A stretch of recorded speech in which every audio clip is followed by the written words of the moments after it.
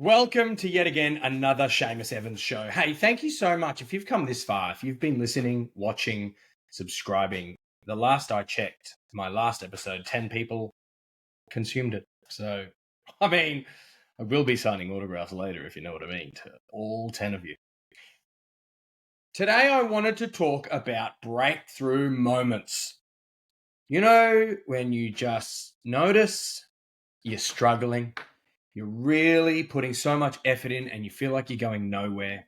It feels like you're trekking in waist deep water, waist deep mud. You've got a heavy bag and you're just clawing your way along and you feel like you are going nowhere. You want to give up. You are so close to kicking the bucket, throwing in the towel, putting your hand up, ringing the bell, whatever it is, but quitting, jumping out and getting out of whatever it is that you're doing because it is too hard and you're not getting anywhere. That breakthrough moment is just around the corner. The reason why I'm sharing this and wanting to talk about this is I feel like I've just hit a breakthrough, and there's probably a myriad of reasons as to why. And I don't like to sound like all of that mumbo jumbo universe talk, but I definitely feel like there's an attitude that it applies to that breakthrough moment. So I've been now a professional speaker working for myself for 5 years, or coming into my fifth year. And at the beginning of this year, to be honest, I was a bit over it. I don't know what it was, but I was feeling stagnant. And I was like, I don't know if I can do this anymore. And so I decided to start another business, and I started a creative agency because I wanted to make commercials. I grew up in broadcast media, and I really like creating things. I like creating ads. I like telling stories. I like being on a shoot, like a set day. I like being a part of the creative process and storyboarding, telling a great story and brainstorming and coming up with fantastic ideas and things like this. And I was like, right, I'm going to start a business because I'm bored. Then I hit the pavement with that business. Cold calls, cold emails, literally walking into businesses with a business card, getting ushered out the door quick smart. Like, you name it. Like, I hit the pavement. If there's something I can do, I can do that, right? I can roll up my sleeves and do the nitty gritty. And I landed a few clients, and I don't know, I think I realized I didn't want to start a new business. I wasn't bored with my keynote speaking. I was just bored with the day-to-day workload. And jumping out for a little bit, changing hats. I didn't put an end to my speaking business. I just prioritized something else. So I changed hats for a little bit. And in changing hats, I was able to step back and I was able to kind of observe. And then I landed I just naturally landed some really great speaking opportunities, and it kind of revitalized and re-energized my speaking passion. And I was like, wow, that's right. It's like I fell in love with it again. It's like, you know how you hear about people in relationships and in marriages, they just get into that day-to-day routine and it's so stagnant. Then they have an affair and it revitalizes the marriage because the affair triggers that passion back in, and it triggers that I don't know, that passion bone that they've neglected for so long. And then their marriage gets better. It was kind of like that. I had an affair on my speaking business. And then once I landed a few really good speaking opportunity gigs, I just kind of doubled down and I invested in marketing. I started this podcast, for example. I hired a social media manager. Like I just kind of flipped the script and changed everything I'd been doing. Like, the reason why I was stagnant for so long is because I was doing the same thing. I had a set routine, a set approach to landing clients, like a set thing. And that was boring. That was stagnant. That wasn't challenging. And so I just kind of changed everything. And I just had a different attitude. I removed myself from it, if that makes sense. It's a really complicated thing to kind of get across and maybe understand. But even though my name is Seamus Evans, I started referring to Seamus Evans in third person as if I was different, and then Seamus Evans was the brand, and Seamus Evans was a specific business, a specific brand who did a certain service. And then I started, like, because I was able to step away from that, I was able to make some cutthroat decisions and go, oh, well, that's not going to work. That's not the best image or whatever it was. But I was able to take emotion away from being in it. I know it sounds strange to not be Seamus Evans, but I had to refer to myself in third person as a brand, as a business, as some. And the other eye-opening moment was I thought I was in the service industry for so long. I thought I provided a service for keynote speaking, a service for entertainment. I'm not. Seamus Evans is in the information business. I didn't know that. Once that ticked over, it opened up a whole new world of ideas. It opened up a whole new way of thinking, and it changed the angle and the trajectory of the Seamus Evans brand. It's really hard because when you're in those moments of struggle and when you're in those moments of being stagnant, feeling like you're not going anywhere, you can't see past the struggle point, and you're just in the thick of it, and you're in struggle street, and you don't feel like there's an escape. Once I was able to step back and observe from above or to the side even, I was able to see the light at the end of the tunnel. I was able to see the next move. I was able to see it. But it was only because I had to flip the script. I had to change something. I had to stop doing the norm. I had to stop doing the everyday, and I had to break out of that mold that I had spent years carving out. And I had to do everything in my power to get out of it, because that's what was bringing me down. That's what was boring me. That's what was creating this, I guess, to a sense, a negative attitude. But I really came to learn that when you're in those moments of struggle, when you're in those moments of being stagnant, in those moments of feeling like you're going nowhere, you don't know it at the time, but the breakthrough is just around the corner. Just around the corner. It's not far away. It's almost like when you're playing a video game. It's really tough at the end. The final level is like so tough. And you've only got 3 lives, and you lose those lives over and over and over. But when you get to the end and you finally defeat that difficult villain on the video game because of one slight button you meant to press, then you clock that level, and then you get into the next round. And you break through and go into the next level, and you level up, so to speak. What we don't realize is just at that point of suffering, just at that pain point, relief is around the corner. And because you can't see where the relief is, it feels like a lifetime away. And I always like to think back to, even though I'm not an athlete, I always like to think back to being physically active, like whether it's at the gym, whether it's training in jiu-jitsu or running even. Like I used to run a lot. I was a long distance runner for like many of my adult years. Not so much anymore because the old knees are playing up. But at those moments you want to give up when you're running and you're like and literally you're running as fast as someone walking, and it's like the heat is beating down onto your shoulders. You are dripping with sweat. Every single breath you feel like you're going to pass out. Every step, pain shoots through your body. Something happens when you don't stop. It just gives you another gust of wind. It gives you another release, and it feels like you've opened up a brand new can of whoop ass and you're able to just keep pushing and run harder and faster. It's like something just happens. But those breakthrough moments aren't predictable. What I've learned after having a few breakthrough moments in my life and now these sayings are cheesy, but you've got to be in it to win it. You've got to stay in the pool for long enough.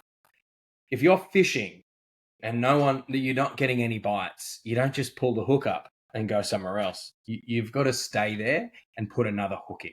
Then you've got to have an attitude of, why don't I put 10 hooks in? And, oh, I'm not getting any bites. Well, why don't we put better bait on, and why don't we put 15 hooks in?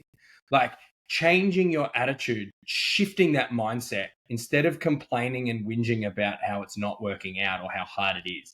Double down, back yourself, and go a little bit harder. And even just shifting an angle, shifting a mindset, shifting an approach, just a slight. There's nothing worse than stagnant water. And when you just throw a pebble into a stagnant pool, it creates ripples and brings everything back up and creates a new little cycle as it settles. It just changes things. And we just so easily get into routine, get into rhythm, that it actually destroys us. Even if, like, I've just started getting into physical activity and working out, and I've learned that if you do the same routine every day, your body doesn't change. Eventually, like at the very early stages, it will. But I'm talking, if you did the same workout every day for 2 years, you probably get 6 months in and nothing will change, because your body adapts. You've constantly got to shock your body. If you're not sore after a workout, then you're not going to get those gains. You're not going to get that improvement. You're not going to get that shift in your physique or even in your fitness, because your body and your brain and your human beings are just naturally geared towards simplicity, routine, and staying stagnant. There must be an element of safety in it and security of, if we just do the same thing every day, we're safe. But it just doesn't work. If you want to get ahead, you've got to constantly zig when everyone else zags. You've constantly got to break up the routine. You've constantly got to innovate and try new things. Your ability to manage that change and that shift and stay motivated to keep reminding yourself to do that, that is the key to the breakthrough. And not getting scared when it gets tough. Like when it gets tough and you've got no money coming in, you're sore, you're tired, you're having arguments with your partner, the bills are coming in thick and fast. Those are the moments that make you. Those moments. What you're able to do in those moments, if you have an attitude of, well, what can I sell to get through and how can I back off? That is not the correct attitude. The attitude should be, how can I double down on what I'm doing? How can I make more money? How can I get more clients? How can I double down on my output? What is distracting me? Remove that. Let's get tunnel vision on what works, double down on what works. And if it's not working, let's shift it quick, smart, because I've got bills coming in. Whereas so many of us are so quick to jump away, to break away, and to go on to whatever's safe and whatever we know is going to work. It's been something really interesting playing my mind, and the difference between people who have jobs and people who work for themselves. And I think there's a place for everyone in this world, obviously, because people who work for themselves need employees to make an organization grow. You need the right employees, right? And then people I believe you're one or the other. You're either an employee or an employer. Employees make horrible employers, and employers make horrible employees. And this was a reality check I had to get after noticing a string of jobs where I'd be challenged, where I'd be quite challenging. And like every single boss I've ever had, I probably couldn't call them today. And I was like, so I'm the common denominator. Well, is that me? Am I bad? Or am I just not meant to be managed? Am I not meant to be an employee? Now that I'm an employer and I actually have staff, everything has changed. Everything has shifted. I'm 10 times happier. My output is 10 times better, 10 times more effective, because I found my place. And because I've also got a string, like a history of different experiences of how to be managed. I've developed a skill set on how to manage, if that makes sense.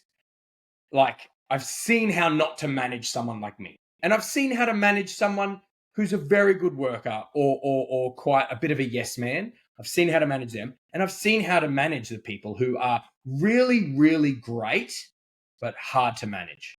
Those are the ones you actually don't want them in your organization. You don't want me as a staff member. You don't, because I will always challenge everything you say. I will always go against the grain, and I will always make life difficult because I hate being stagnant. I hate doing things when they're not meant to be, just for the sake of it. The amount of times I used to get into trouble at a workplace because I would challenge a system and be like, why are we doing it like this? It shouldn't happen.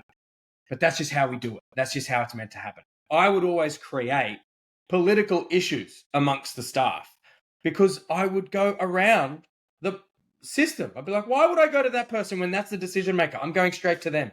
Let's just ask them. Let's get that over the line. And that would annoy the people in command because, well, you're meant to follow the protocol. Listen here, champion, get your protocol and I want you to roll it up into a piece of paper, into like a spearhead. And then I would like you to surgically and safely insert it into the inner dwelling of where you excrement your waste. I have to try and be creative with my descriptive words as people under 18 could possibly listen to this. Protocol for the sake of politics is stupid. Output, results is what's most important. And that's what I've learned when it comes to working for yourself. However, I fully understand the importance of happy staff members. If there is anyone disgruntled, if there's tension between them, it breaks the culture, and you need a good culture in order to keep moving forward and keep turning those cogs of a healthy machine. I get it. But I never wanted to play ball because no, man, if there's a better way to do it, let's do it. Let's get the results. Let's achieve. That's why I wasn't good at school either. Homework. Shove it up your blackboard because I'm at school 8 hours a day or however long it was. I don't agree with homework. Anyway, that's a whole other podcast in itself. But I just kind of wanted to make this episode because I wanted whoever's listening to this who might be going through that difficult moment, that challenging stage where they feel like they cannot come up for water. Sorry, they feel like they cannot come up for air, that they're not getting anywhere, that they're hitting their head against the wall and nothing's happening, that they feel like they're losing, that they're trying everything they've got, they're throwing everything at the wall and nothing is sticking. I want to let you know to hang in there. The breakthrough is around the corner. Do not give up. Do everything in your power on a day-to-day basis to make you happier so hitting your head against the wall doesn't hurt as much. That's the harsh reality of a breakthrough. It's not what's going to fix it. It's like, no. What's going to allow you to keep hitting your head harder? As long as you can have a little bit of relief or make a smile or make that journey just a little easier. Because you've got to keep banging down that wall if you want a breakthrough. So in whatever area it is in your life, if you are struggling, if you're going through a difficult time, just keep going. A really great saying I heard was, if you're going through hell, don't stop. Don't stop. If you're heading through hell, it'll pass. Get to the other side. The breakthrough is just around the corner. So if you needed to hear this, this is just a quick little episode to share something about me and to just champion you along if you're listening to it or if you're watching it, wherever you are, if it's on Spotify, whether it's on YouTube, whether it's on one of my social media channels on TikTok, Instagram, Facebook, LinkedIn, whatever it is. Don't stop. Keep going. Do something today that's going to put a smile on your face. Give yourself a little bit of a reward so you can keep going. Keep hitting your head against that wall. Keep doing your best. Keep throwing everything you've got and don't give up. Back yourself in. Believe in yourself and keep charging at that wall because I guarantee you a breakthrough is only around the corner. Thank you so much for listening. I hope you tune in next week for another